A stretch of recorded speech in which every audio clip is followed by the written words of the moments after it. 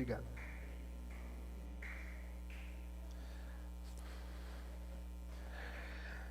Minha gente, no nosso conteúdo geral que temos trabalhado, a parte que nós separamos para hoje, ela seria uma parte de um certo alerta que o livro traz. E se você tem visto, acompanhado lá no nosso livro, você vai perceber que semana passada o Danilo trabalhou a ideia de como é que nós, de maneira saudável... Dani, pega um café para mim, por favor. Já decorou, já. O Danilo trabalhou com a gente como é que de forma saudável a gente se submete à igreja. Ser membro de uma igreja, de certa forma, você estar submisso em algumas questões, primeiramente, a Jesus, o dono da igreja, mas também a comunidade como um todo.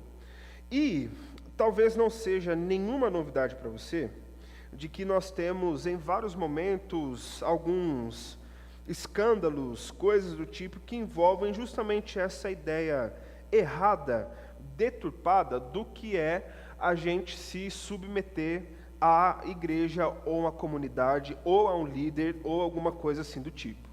Então, nós fizemos uma pequena alteração no nosso conteúdo para a gente trabalhar hoje um tema que é importante e que a gente precisa discutir sobre isso enquanto igreja, que é entender quando é que essa submissão à igreja se torna não só um problema, mas se torna de fato algo que beira o doentio, tá certo?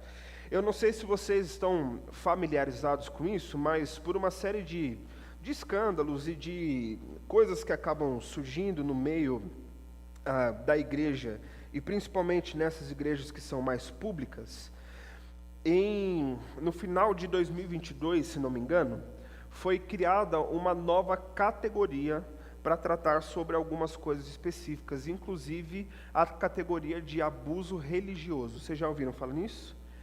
Abuso religioso ou abuso espiritual.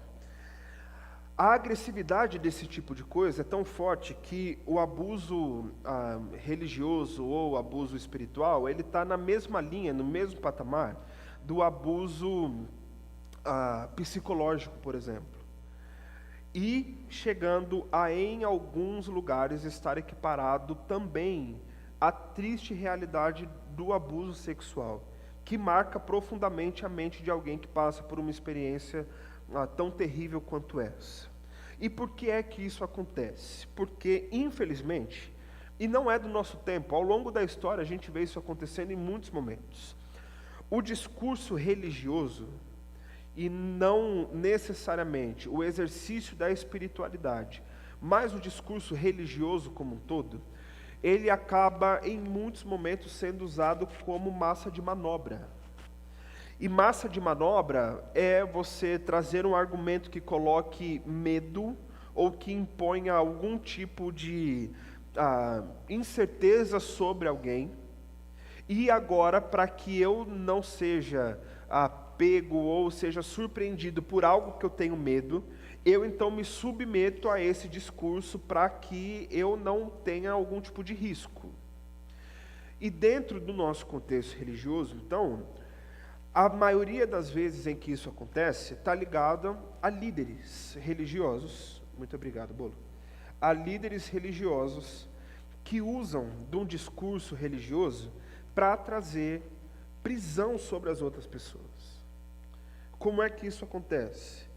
Quando eu, como pastor, começo a me colocar numa posição de ser muito mais espiritual e de ter um poder espiritual muito maior do que todos os outros, e se você for meu amigo, você recebe bênção. Mas se você não for meu amigo, o devorador vai passar na sua casa. O gafanhoto vai tocar naquilo que é seu. Se o seu dinheiro não for meu, você vai gastar ele na farmácia depois. Você vai gastar numa agência funerária. Porque se você não obedecer o que eu estou te dizendo, a maldição vai te pegar na esquina. Você vai ser mandado embora do seu trabalho. Você vai, sei lá o que mais que pode acontecer. E convenhamos aqui, só aqui entre nós, porque a criatividade humana para maldade é um negócio impressionante, né? Então, como eu falei para vocês, alguns domingos atrás, o rapaz, coitado, sem nenhum tipo de instrução e trazendo um monte de profecia maluca no YouTube, maldizendo alguém, dizendo que ele vai ter leptospirose. Quem um dia na vida, em sã consciência, vai amaldiçoar outra pessoa com leptospirose? Você já tinha pensado nisso? Fala sério. O mosquito da dengue vai te pegar, coisa assim do tipo. É algo que não vem na nossa cabeça naturalmente. Mas, dentro desse movimento todo que se torna doentio, isso acaba sendo um tanto quanto comum. Por isso, nosso objetivo hoje é a gente trabalhar essa questão, principalmente com alguns enfoques dentro do nosso olhar, tá? Por isso que esse recorte do nosso livro hoje é a gente entender alguns passos para a gente identificar igrejas e líderes que são abusivos. Tudo bem? Então, o nosso objetivo hoje, em primeiro lugar, são esses aqui: identificar pontos de risco. Como é que a gente percebe que a coisa está indo por um caminho que não deveria estar indo? Criar proteção para a nossa igreja, porque, meus irmãos, entenda, principalmente nós que somos batistas há muito mais tempo, a gente tende a achar que a nossa denominação é a melhor do mundo, é a mais correta em todas as coisas, é a inerrante sobre tudo, e que nós somos os guardiões da verdadeira forma de ser igreja, e tudo que a gente faz é perfeito e nada de errado no nosso meio é errado. Esse tipo de coisa, me permita dizer para você, acaba beirando idolatria. Acaba beirando idolatria. Dizer que eu não acho que a denominação batista é a melhor que existe, eu vou estar mentindo para vocês, porque há um motivo para eu ser batista, certo? Mas isso não nos faz mais corretos do que os nossos irmãos que são bíblicos, ainda que entendendo a Bíblia de outra forma que a gente. Nós não temos direito de chegar numa Assembleia de Deus e dizer que ninguém dali de dentro é crente porque eles entendem os dons de forma diferente da gente. A gente não tem direito de chegar numa igreja presbiteriana e dizer para eles que eles não são crentes de verdade, porque eles entendem a aliança, o batismo, crianças e tal, de uma forma diferente da gente. A gente não pode chegar numa igreja quadrangular e apontar o dedo para eles e dizer que a forma como eles regem a igreja é uma forma herética e que todo mundo vai queimar no fogo do inferno porque eles administram de uma forma diferente da gente. Concordamos nisso? Deus usa as diferenças. Deus alcança pessoas com particularidades em uma outra igreja que talvez a gente não alcançaria. E está tudo bem. O reino de Deus está espalhado para isso mesmo, dentro de todas essas diversidades. Há um problema quando nós vemos algumas práticas de algumas igrejas e que nós não podemos dizer que eles são igrejas cristãs. Por exemplo, e como é que a gente faz isso? Indo para o Facebook, para o Instagram, fazendo textão, jogando pedra na porta deles? Não. A gente faz isso a partir do ensino, a partir de um ponto de vista bíblico, que inclusive uma correção como essa não necessariamente queira dizer que uma pessoa precisa sair de uma igreja dessa para vir a uma igreja batista, pode ser para outros. E ao longo do tempo as coisas vão mudando. A irmã Socorro veio da Assembleia de Deus para cá, a Carol veio da Assembleia de Deus para cá, a Vanessa veio da congregação para cá. Que mais? Nós temos os nossos irmãos da Comunidade da Graça que virão para cá pela fé. Cadê?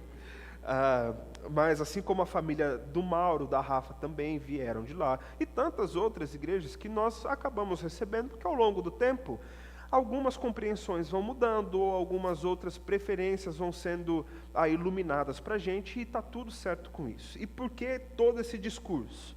Porque, meus irmãos, da mesma forma que nós vemos líderes e culturas de igrejas abusivas por aí, é só alguém sem caráter e tempo para a gente acabar caindo na mesma coisa.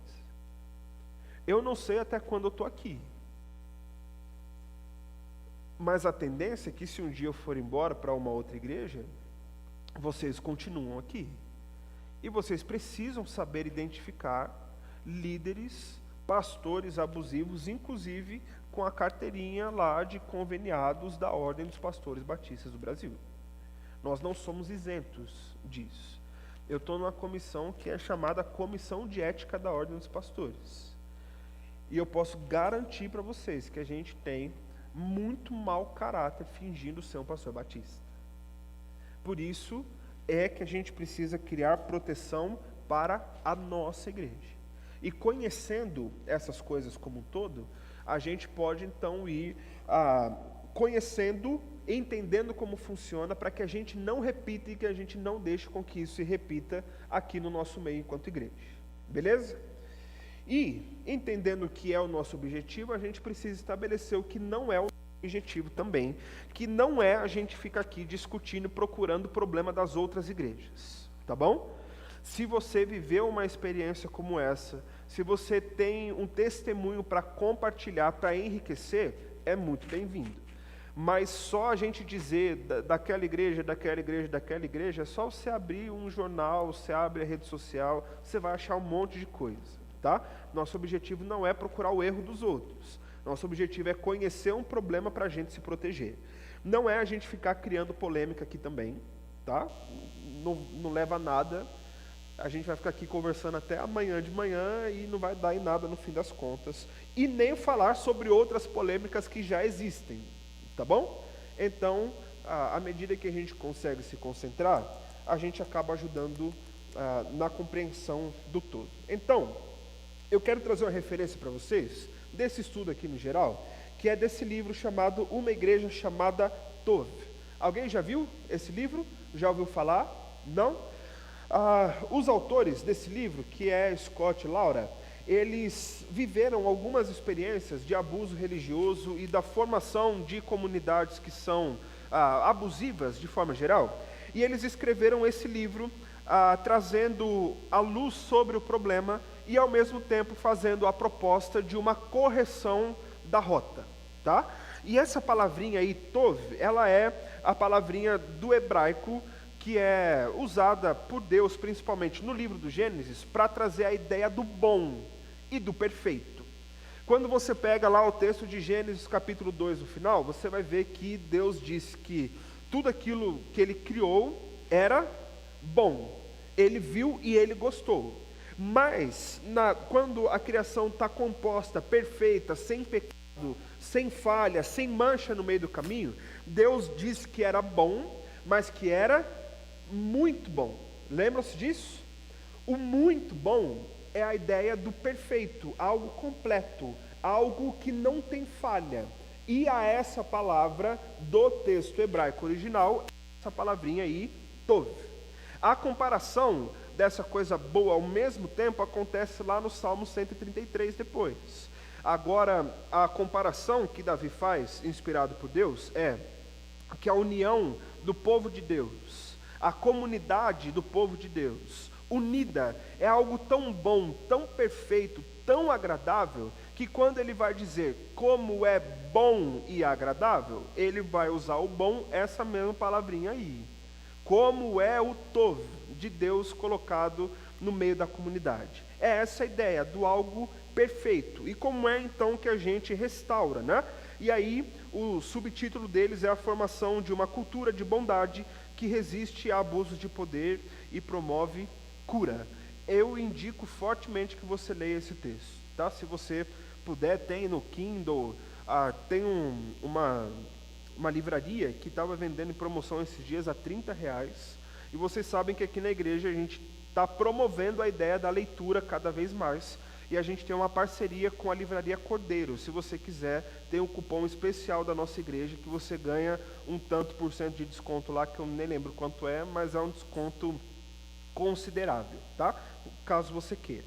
Então, quando a gente olha para o nosso Brasil, essa narrativa toda desse discurso, da formalização desse tipo de abuso, começa com um estopim de duas comunidades que passaram por investigações, e não são investigações internas, mas foram levadas ao nível da discussão externa, criminal, judicial, inclusive.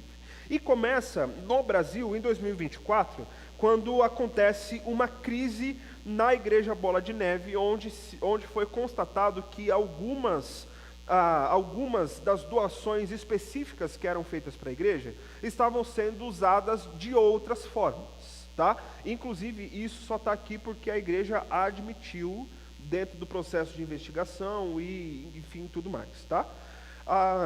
Então, aqueles que descobriram esse tipo de investigação, eles não foram escutados dentro da comunidade, eles não foram acolhidos dentro daquilo que eles viram acontecer, mas eles foram tratados como sendo inimigos de Deus, porque descobriram um erro na liderança da sua igreja. E esse foi um primeiro sinal desse tipo de abuso espiritual ou de abuso real. E então as pessoas acabaram sofrendo certos tipos de recriminações, abuso sexual, e uma série de outras coisas assim do tipo, que inclusive acabaram levando a Netflix essa série chamada aí Hillsong, né, uma exposição da igreja. E está lá na Netflix se você não assistiu. E esse tipo de coisa, eu confesso a vocês, quando eu vejo numa rede como a Netflix, dá uma dor tão profunda no meu coração que é complicado para a gente que é crente, porque ninguém queria ver uma coisa dessa. Mas enfim, essas duas atividades, começando lá, depois vindo aparecendo aqui, posteriormente em outras comunidades nos Estados Unidos, foram trazendo a necessidade de se encontrar uma forma de criminalizar esse tipo de abuso, tá? E a partir disso, então, é que se cria ali essa tese da igreja chamada Tov, que basicamente é a ideia de que as comunidades doentes que vivem esse processo ruim dentro da igreja, elas não são definidas por líderes que falham apenas. Infelizmente, na grande parte das vezes, o problema está na liderança, naquele grupo que conduz a igreja e que torna o ambiente mais tóxico, digamos assim. Mas, não apenas os líderes, uma conduta ou uma cultura, eclesiástica que permite e protege os abusos de várias naturezas. Então, como é que cria, permite e protege desse tipo de coisa? É quando um líder da igreja, seja um pastor, um líder de ministério, um diácono, quem quer que seja, inclusive membros da igreja, e que por muitas vezes tem um poder aquisitivo maior, uma oferta alta, e coisas do tipo que a mente humana por vezes se deixa seduzir e que para Deus não significa absolutamente nada, né? Mas, quando alguém desses comete algum tipo de abuso, o primeiro sinal de problema e que leva a esse tipo de cultura é quando outra parte da liderança, ao invés de jogar luz sobre o caso, expor o que aconteceu, tratar as partes, entender o que foi que aconteceu, começam a criar um muro de proteção em volta dos líderes ou em volta dessas pessoas influentes, para que o problema ou o tipo de abuso, o tipo de má conduta, a forma que você queira chamar, que ele fez, não saia daquele grupinho, porque se sair daquele grupinho, vai causar escândalo para a igreja. Ou então, o que a gente vai fazer com o irmão que foi aqui pego, por exemplo, que infelizmente pode acontecer, foi pego aqui tentando molestar uma criança. Coitado desse irmão, ele vai ser mal visto no meio da comunidade. Então faz assim, deixa quieto, e é mais fácil, em todo caso de abuso, seja na igreja ou fora, é muito mais fácil tentar silenciar as vítimas do que tratar os culpados, infelizmente. Então afasta aquele que foi abusado do meio, tira os pais e a criança de perto, tira a mulher, tira a pessoa, afasta do meio da comunidade, que é para não ter o risco dele ou dela ou da criança falar alguma coisa no meio, e aí a coisa fica chata, e a gente sempre vai tratando daquele, vai ficar chato, vai ficar chato, vai ficar chato. E meus irmãos, chato de verdade é a gente ver líder cristão, gente crente, com medo de tomar uma postura bíblica. Isso é chato. Chato é a gente ver uma liderança que deveria ser uma inspiração, deveria ser de alguma forma um modelo de vida cristã, com medo de simplesmente fazer o que tem que fazer. E aqui na nossa igreja, irmãos, não é dizendo que nós somos melhores do que os outros, mas a gente tem um combinado com a nossa liderança, os nossos diáconos principalmente, de que se um dia esse tipo de coisa acontecer no nosso meio, a gente não tem outro caminho a não ser tratar e não ficar escondendo. A gente já sabe, vocês já sabem, mulher que chegar no meu gabinete com o olho roxo porque apanhou do marido, vai comigo para a delegacia, ponto final. E se não for comigo, é com alguns dos líderes, alguns dos vocacionados, alguns dos diáconos. A gente sabendo que teve qualquer tipo de tentativa de abuso sexual físico aqui dentro da nossa igreja, vai todo mundo para a delegacia. E a gente vai ter que resolver isso mesmo.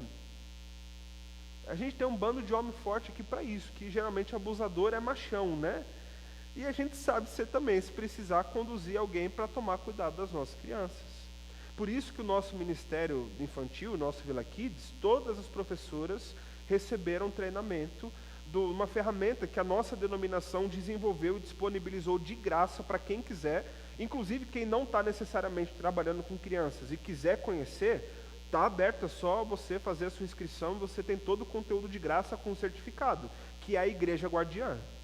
A gente recebe todas as ferramentas para que as nossas crianças não tenham um mínimo de risco de qualquer tipo de abuso que seja.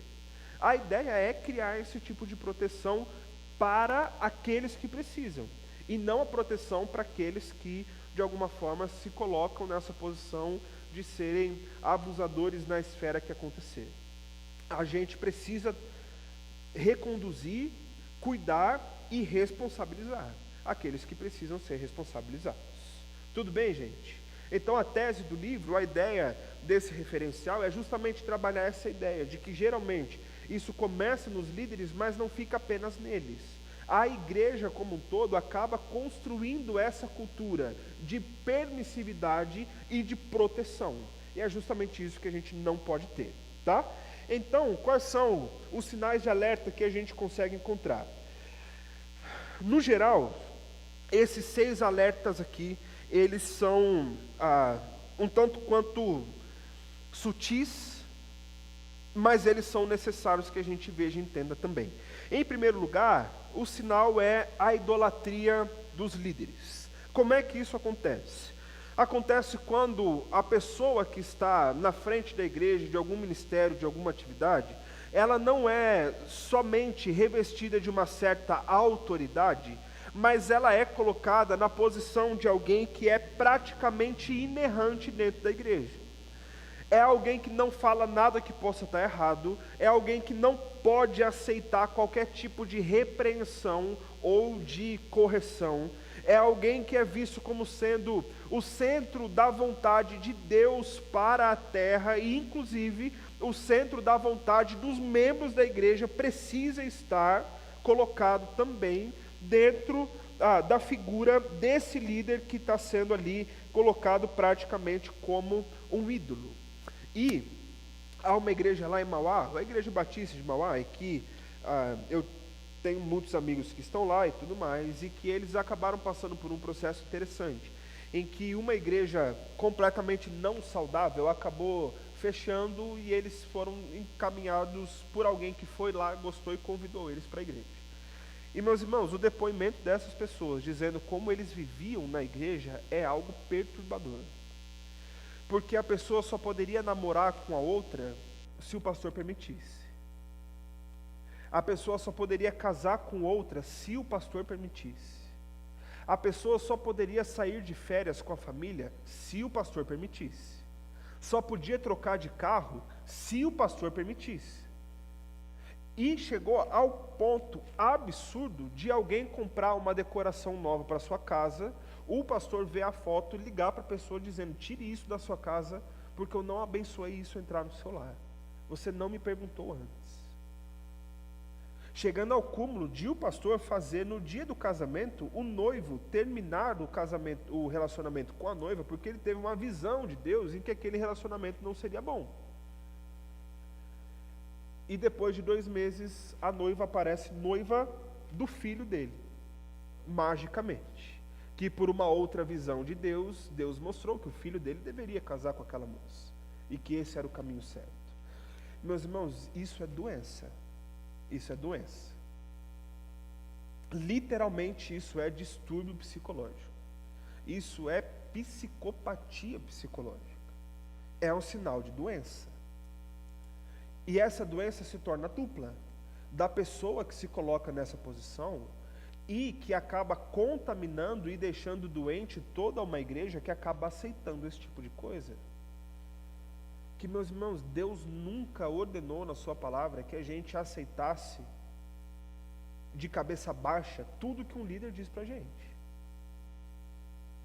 Inclusive, diz o texto de Atos, o apóstolo Paulo elogia aqueles que estavam numa cidade chamada Bereia, a igreja dos bereanos, porque à medida em que ele pregava, eles iam procurando e pesquisando para saber se aquilo que ele disse realmente estava na Bíblia. E a postura dele não é dizer, olha aí como eles são um bando de vacilão reunido, não confiam na minha palavra, não dão crédito ao que eu estou dizendo, então eu vou retirar a minha cobertura espiritual de cima dele, e esse monte de bobagem que não existe, inclusive, entenda, em nome de Jesus, cobertura espiritual sobre a sua vida é de Jesus Cristo, e só, de mais ninguém vale de nada, não existe, é invenção humana para manobrar a igreja, não existe esse tipo de coisa. Então, a postura do apóstolo Paulo não é de condenação, mas é, de certa forma, de elogio, de incentivo daquilo que eles estavam fazendo. Porque um pastor, um líder, um diácono, quem quer que seja, é também um ser humano que está passível de erros. E quando necessário, também precisa ser exortado, precisa ser corrigido. E isso não tira dele ou deles a postura de autoridade na igreja, de forma nenhuma. Mas coloca eles na posição de serem tão humanos e tão falhos, pessoas que falham, né? Como todos os outros são. E está tudo certo. Quando há necessidade de uma repreensão, há necessidade. O problema é que a gente, enquanto igreja, muitas vezes, a gente acaba ficando no meio do caminho. Na verdade, a gente não está no meio do caminho, mas a gente está nos extremos. O famoso movimento pendular, que eu sempre falo dele. Vocês sabem que o pêndulo é um negocinho de um relógio antigo, que ele tem só a função de ficar fazendo isso aqui, para marcar os segundos. E o problema do pêndulo é que ele nunca vai parar no meio. Se ele parar no meio, ele está quebrado. Ele sempre está ou no extremo ou no outro extremo. A gente vive a realidade, ou a gente está no lado em que a gente absorve tudo, aceita tudo e se submete a tudo, ou do lado em que a gente não aceita nada, não escuta nada, não se submete a nada. A gente fica entre a idolatria e entre a desonra a líderes e pastores. E a questão, meus irmãos, é que a gente precisa só estar no meio do caminho. Que a gente precisa honrar líderes, pastores, inclusive a própria Bíblia coloca isso para a gente. Aquele que vive de ministrar a palavra, dedicado integralmente ao ensino da palavra, ao trabalho na igreja, esse merece a sua porção dobrada.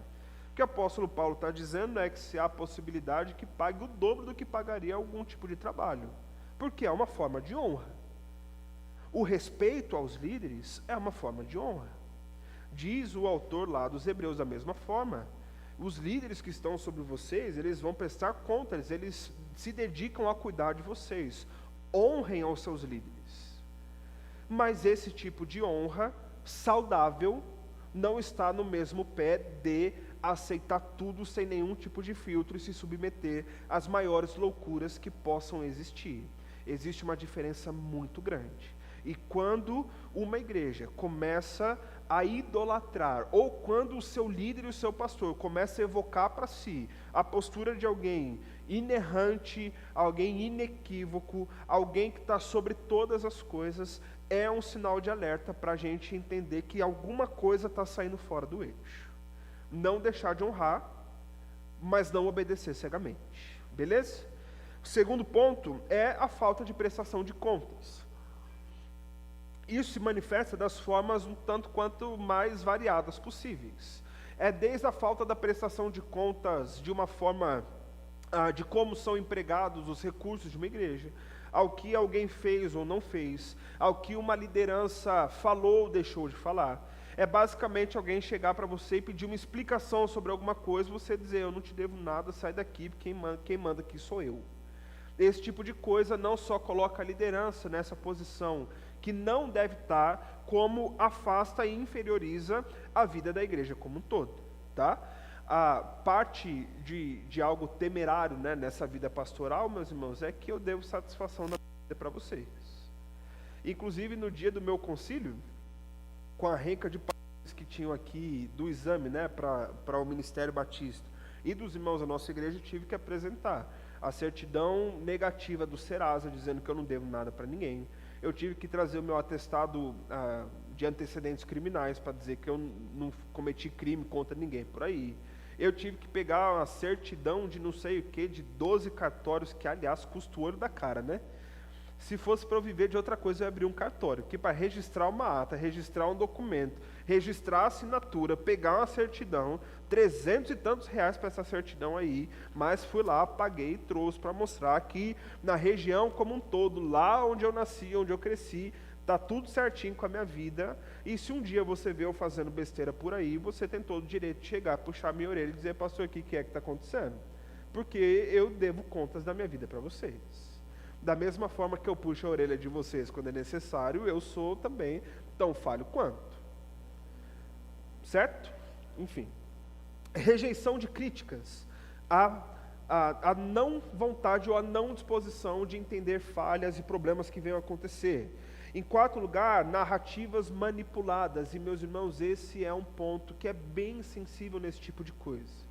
Porque quando a gente coloca uma autoridade, um respeito, daí até um carinho sobre um determinado grupo de pessoas, a gente costuma crer naquilo que eles estão falando.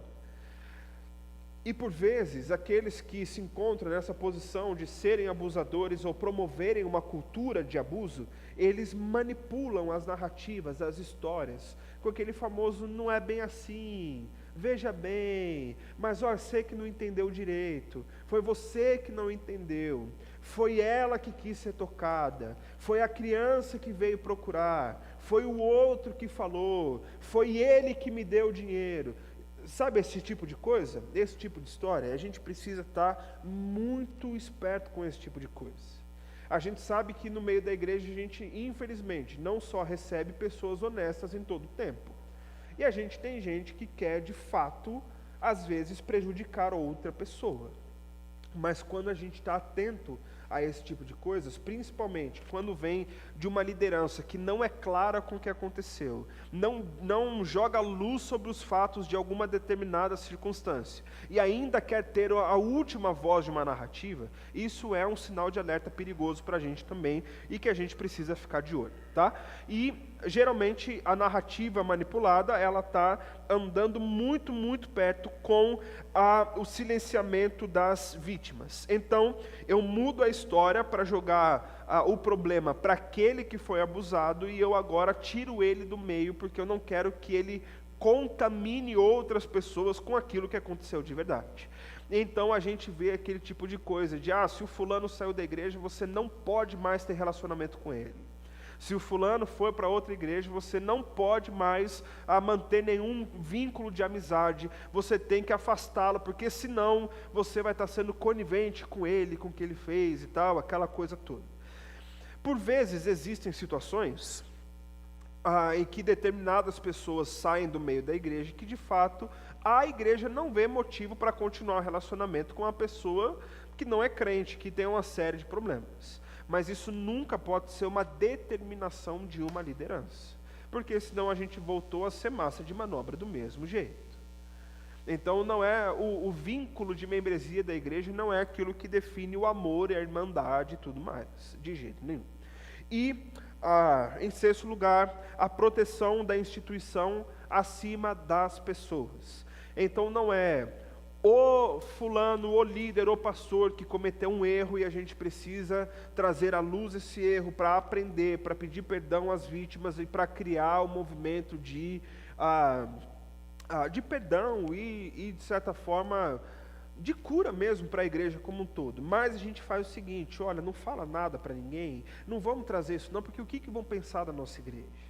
Mas como é que vão tratar dessa forma? Mas como é que vai ser? Se a gente expor o pastor que errou, não, vai ficar muito chato, nossa igreja vai ficar manchada e tudo mais. E meus irmãos, quando um líder, um pastor, se coloca na posição de estar na liderança que ele está voluntariamente dizendo, a minha vida é da conta de todos vocês. E o que mancha uma igreja de verdade é esconder esse tipo de problema. Não tratar e esconder é muito mais feio do que uma igreja que assuma os seus problemas e trate desses problemas. No começo do ano, eu fui pregar no sábado numa igreja numa cidade, está ali, quando você pega a Bandeirantes para sentido interior, a segunda ou terceira cidade depois de São Paulo. E eu fui lá enviado pela nossa ordem dos pastores, e foi um fim de semana terrível, porque naquela semana descobriu-se que o pastor da igreja abusou de uma outra criança na igreja sexualmente. E houveram provas de imagens e tudo mais. E ele fugiu, pegou as coisas, o carro dele fugiu pelo mundo.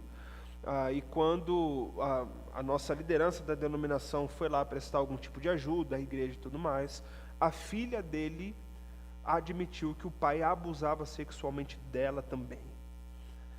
E meus irmãos, aquilo foi, a igreja foi reunida numa assembleia, numa quarta-feira, eles contaram toda a história, eles decidiram cuidar da família do pastor e ajudar para que ele fosse preso e tudo mais.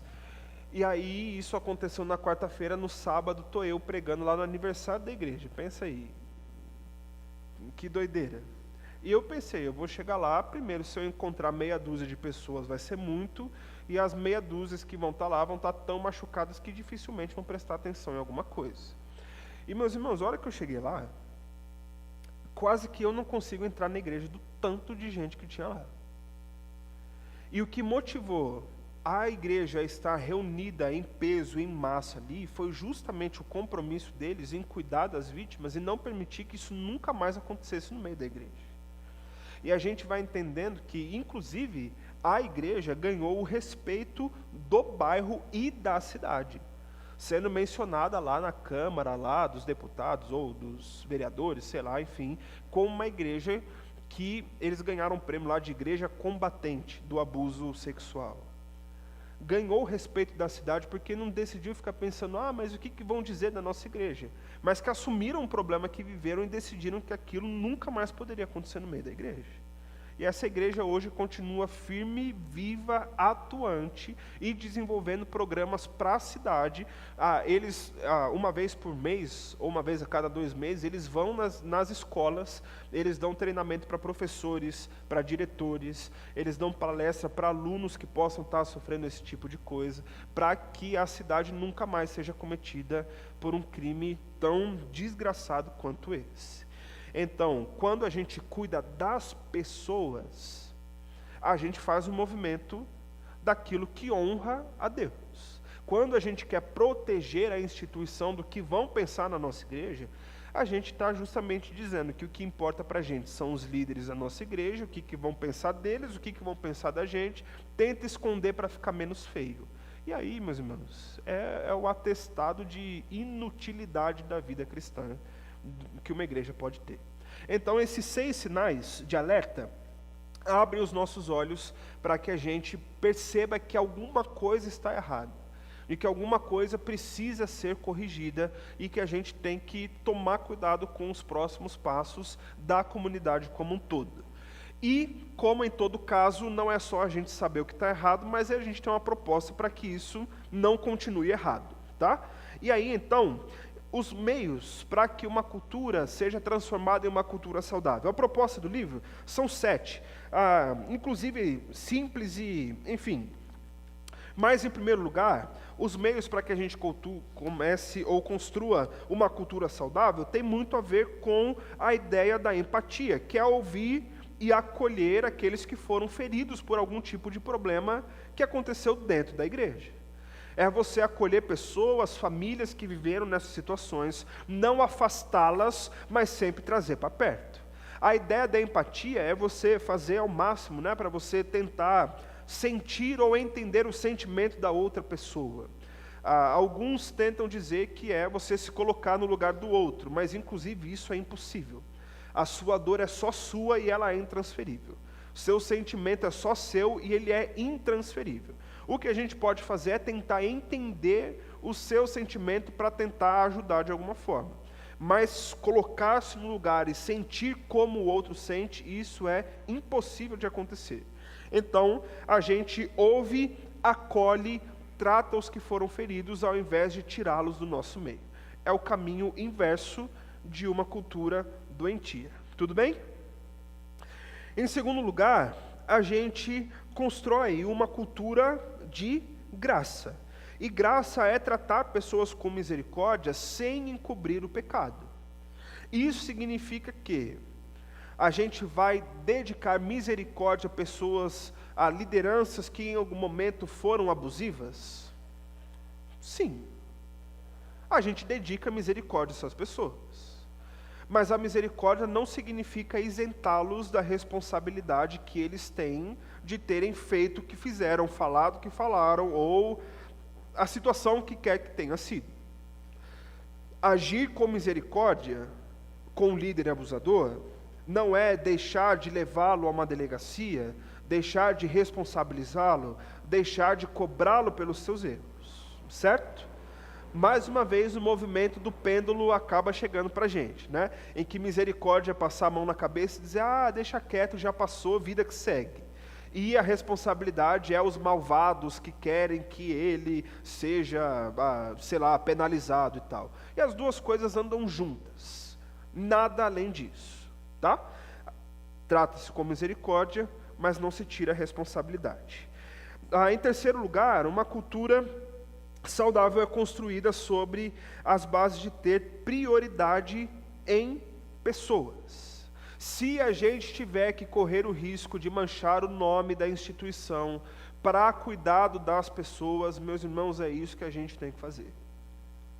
Se a gente tiver que aprender a recomeçar, porque pode ser que um bairro olhe para a gente como igreja e diga, mas lá aconteceu tal coisa, a gente infelizmente tem que assumir, sim, foi isso mesmo que aconteceu, foi aqui mesmo que aconteceu, não era a vontade de ninguém, mas aconteceu, os meios foram tratados e as pessoas foram trabalhadas, tratadas e curadas em alguma medida.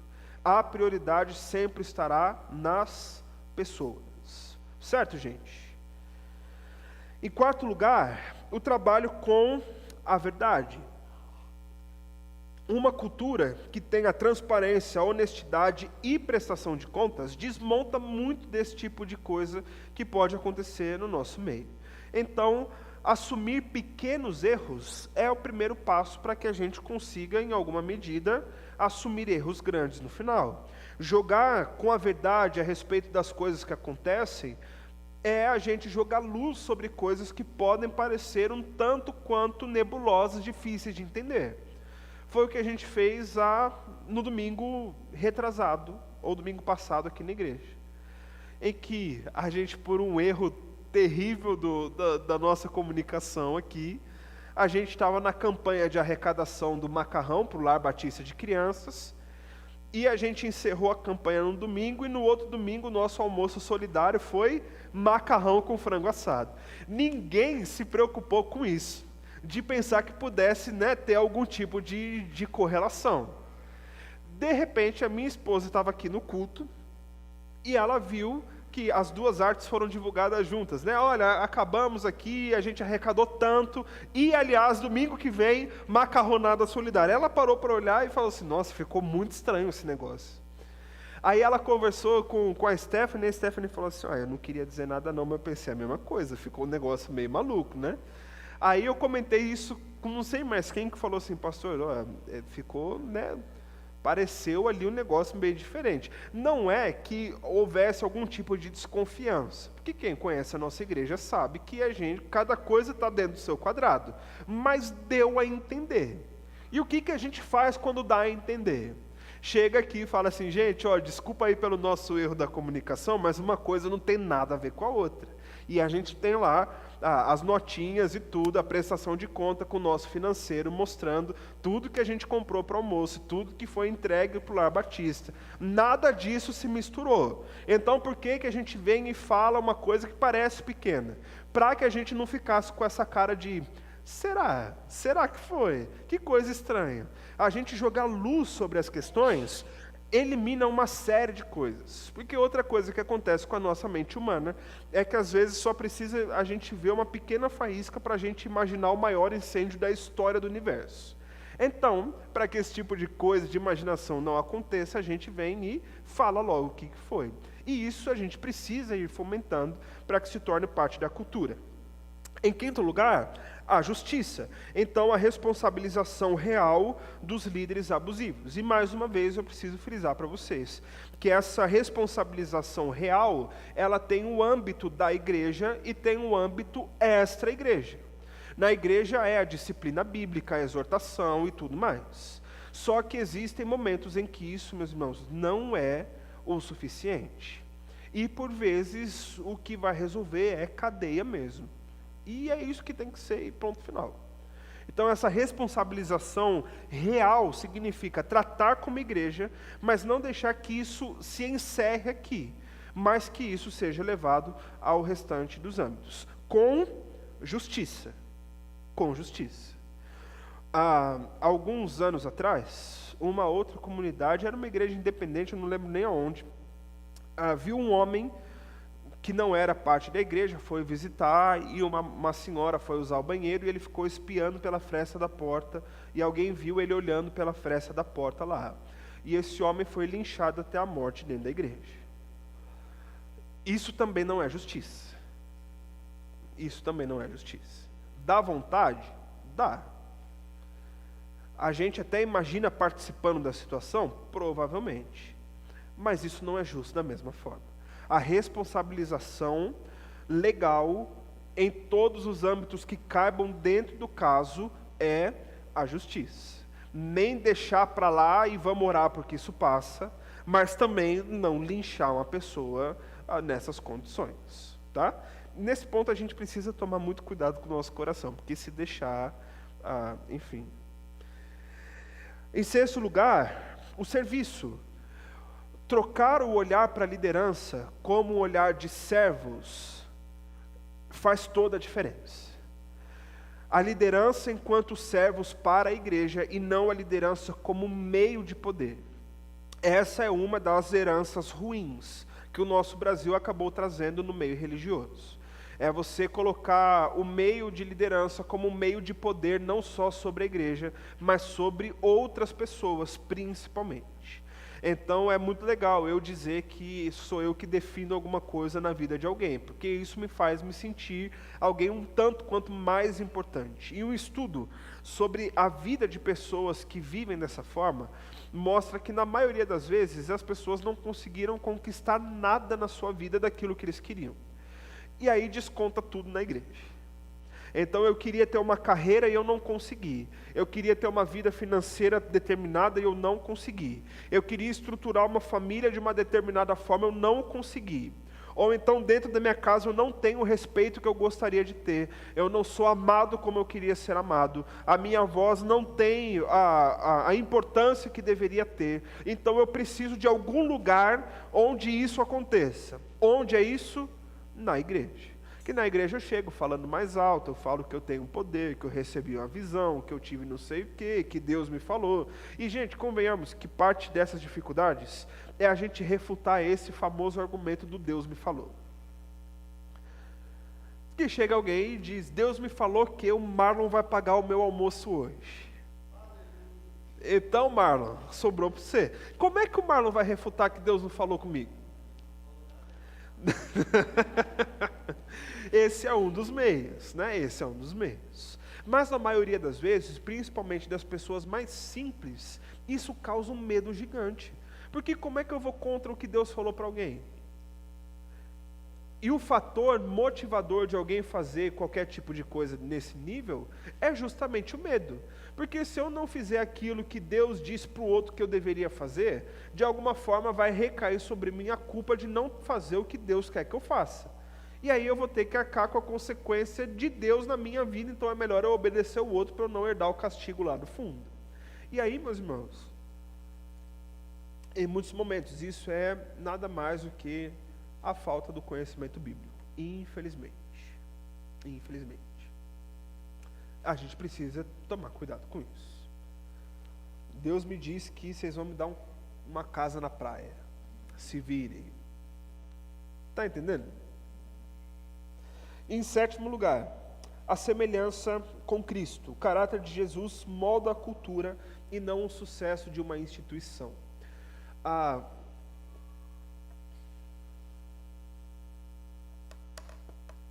Aqueles momentos que eu fico me perguntando, eu falo ou não falo, falo ou não falo, falo ou não falo, enfim.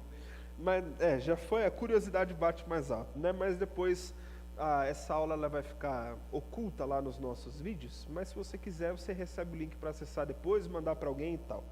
Mas eu fui num café de pastores de várias denominações, e aí eu sentei numa mesa lá de oração e a gente começou a conversar, e a pessoa perguntou para mim, né? Falou, quantos membros tem a sua igreja? Tem 105, acho que 105, 106 na época do nosso hall lá. Tem uns 100 e tantos lá e tal. Eu falei, nossa, mas você está na região boa, né? Graças a Deus, né? O bairro está crescendo muito, nossa expectativa é de uma expansão nos próximos anos e tal. E o pastor virou para mim e falou, mas você está fazendo a campanha durante a semana? Eu falei, não, pastor, eu estou não. Mas você colocou uma foto sua lá na frente da igreja para as pessoas te valorizarem? Rapaz, se você soubesse que eu nem tiro foto eu de mim mesmo, vou colocar uma foto na igreja, esse irmão não merece uma praga dessa na frente da igreja, não. Imagina você chegar aqui, você já tem que me aguentar todo domingo, chegar aqui e ver uma foto minha na frente da igreja, né? Pegar o povo aí que é mais bonito e põe a foto deles lá e tal. Falei, não, pastor, eu não fiz nada não e tal, mas qual é o seu título? Eu sou pastor da igreja, né? Não, é muito pouco, muito pouco. Começa com bispo nos próximos 3 anos. E em 5 anos você é o apóstolo. Você tem que projetar a sua carreira na igreja. Porque senão o seu crescimento vai demorar muito. Você tem que ir e colocar para todo lado. E é o seguinte, se alguém não te chamar de apóstolo, você exorta no meio do culto. Que é para você ter a sua liderança afirmada ali.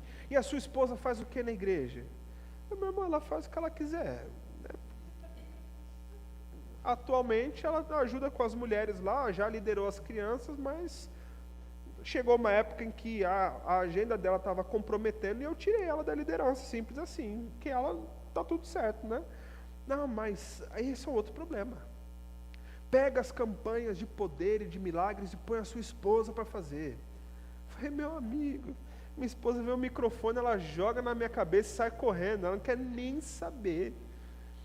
Esse tipo de coisa, meus irmãos, de cultura no geral, acaba trazendo, inclusive, meios do marketing e tal, que não são saudáveis, e algumas coisas são importantes.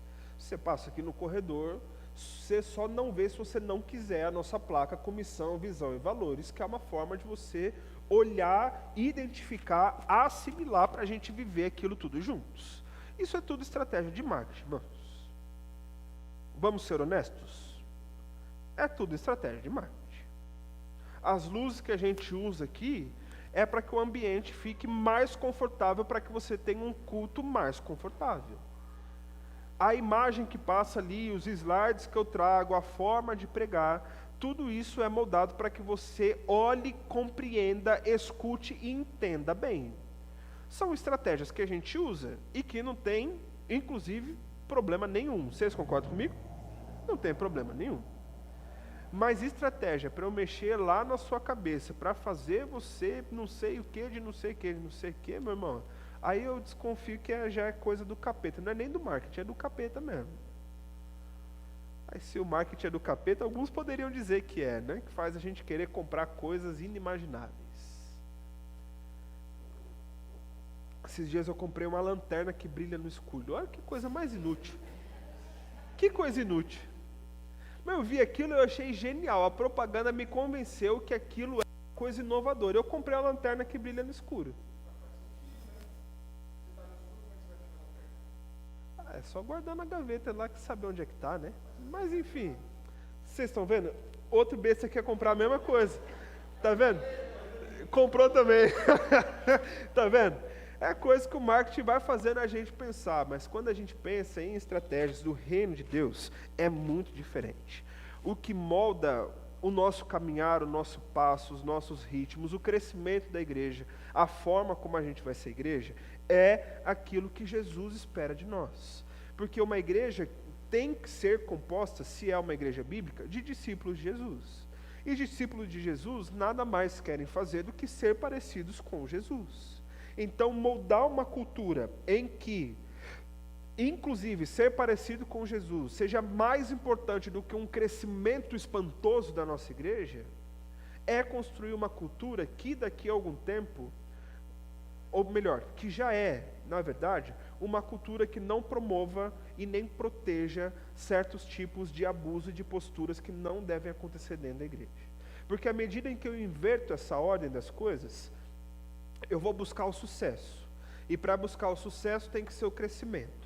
E para ter crescimento exponencial, gigantesco, do nada, a gente precisa de algo que seja assim, uma chamada de atenção fora da curva. E geralmente esse tipo de coisa está linkado a uma figura, que é a figura representativa. E quando eu coloco muito poder sobre essa figura, todo mundo vai estar na igreja, não pela vida da igreja, mas por causa da figura que está lá. E se essa figura está lá, ele faz o que ele quiser, porque ele é o representante de Deus na terra, ungido do Senhor, e o que quer que seja. Eu já cansei de ensinar isso para vocês. O ungido do Senhor só existe um, e o nome dele é Jesus Cristo. Só. Eu não estou nessa qualificação não, do texto bíblico não. Nenhum outro pastor está. Nenhum dos pastores que já passaram por aqui está. Ai daquele que tocar no ungido do Senhor. É Jesus, não é eu não. Às vezes, também não é brecha para você querer, né? Lascar comigo de graça. Né? Mas uma coisa não está, né, linkada, vinculada diretamente à outra. Então, meus irmãos, a gente refletir sobre essa cultura que estamos formando e não apenas num tipo de igreja. Nós estamos nesse nosso processo que nós já passamos uma boa parte, mas de rever, de revisitar alguns objetivos, de mudar a forma de apresentação de algumas coisas, como nós fazemos juntos aqui, de nos apresentarmos enquanto igreja de uma forma diferente. Tudo isso é muito importante. Nós precisamos aprender a comunicar com o mundo que a gente vive. Mas não é só um tipo de igreja que a gente quer ser. A reflexão é sobre a cultura que nós vamos alimentar enquanto estamos sendo a PIB da Vila Guilhermina.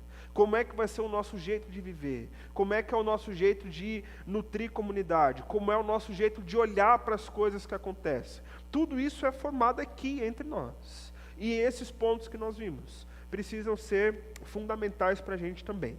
E precisamos ser uma igreja onde a verdade não é escondida, onde a dor não é silenciada, mas acolhida, e onde não há um poder dominante, mas uma autoridade honrada pelo serviço. Você podia dizer um amém para essa frase aí? Não? Vocês concordam comigo nisso? Sim, é isso que nós precisamos. Olha lá, o ChatGPT fez uma nova forma da minha fotinha. Olha aí.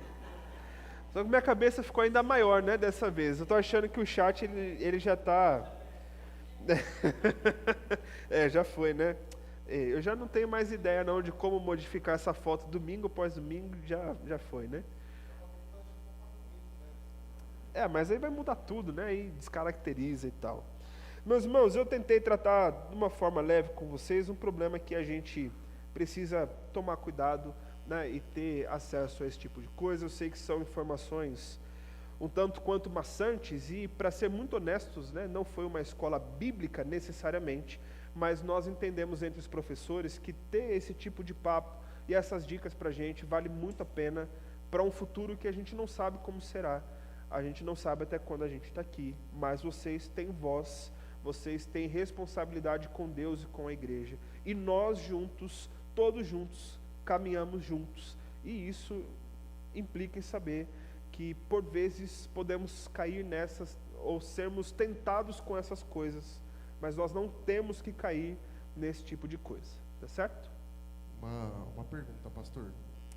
Eu sei que nessas situações, acredito que o que mais impede a gente de comunicar, talvez seja o medo, talvez seja o receio, talvez seja algo correlacionado, não quero ferir a imagem, como você mesmo trouxe, mas o que a gente pode fazer no sentido prático, se a gente vê algo nesse sentido, algum abuso religioso, algum abuso físico, enfim, que seja, do pastor da igreja, né? Porque, por exemplo, assim, o pastor é a figura, a autoridade máxima dentro aqui da igreja, né? Lógico que Jesus, e a autoridade aqui presente é o pastor.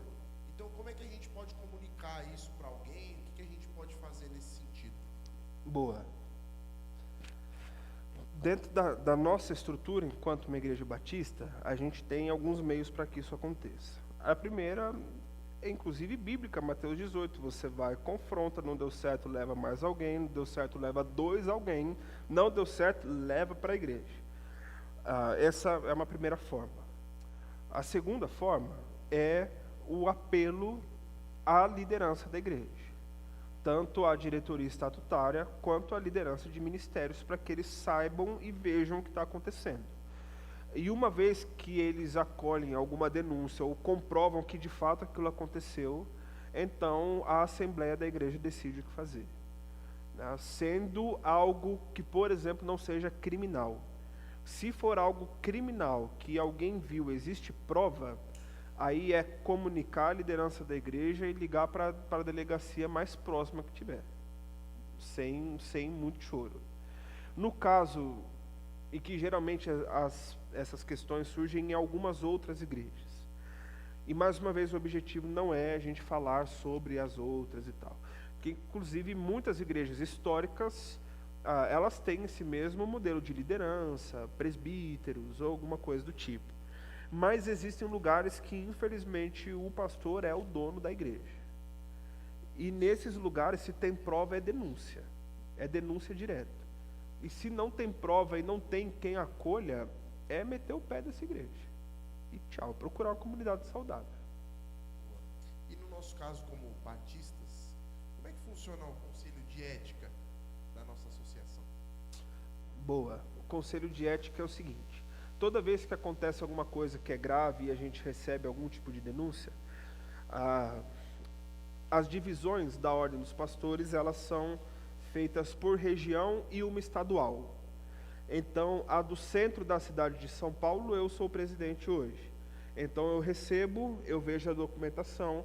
Uma vez que há provas, a gente chama o pastor para conversar, expõe as provas, espera algum tipo de arrependimento e uma condução que a gente trata dependendo da forma que for. Existem casos que é caso da gente promover um momento de perdão, de chegar e ele tem que pedir perdão, o irmão perdoa, restabelecido, acabou, segue a vida de boa. Tem outros casos que a gente pega tudo que a gente tem e a gente leva para a delegacia mesmo. Aciona um advogado que é assessor jurídico para as conduções do processo mesmo, legal como um todo, né, para que isso aconteça. E em um último caso, quando a gente vê que não há possibilidade de arrependimento daquela pessoa, que ele não está nem um pouco preocupado, ele perde todas as credenciais, ele é excluído da nossa ordem de pastores, né? Não sei se vocês sabem, que parece que uma ordem de pastores é o mesmo que nada, né?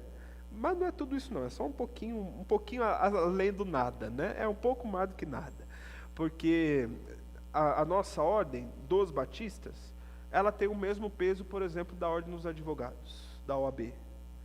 Então existem situações em que eu posso atuar como sendo pastor, que outras pessoas não atuariam, como um advogado pode atuar, onde outras pessoas não atuariam. Isso é muito útil para o ministério. Quando eu fui visitar o Andy semana passada, estava fora do horário de visita, ele estava no corredor, não podia entrar.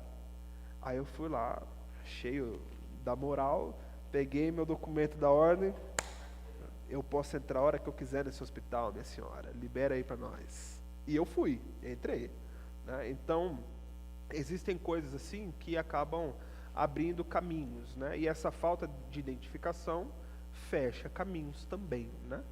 Então, é mais ou menos por aí. Pergunta, gente? Dúvidas? Comentários?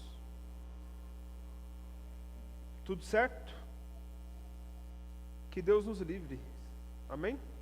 Desse tipo de coisa, e que a gente seja essa igreja com uma cultura forte, firme, saudável, amorosa, acolhedora, mas sem margem para qualquer tipo de abuso ou autoritarismo ou qualquer coisa assim aqui no nosso meio, se Deus quiser.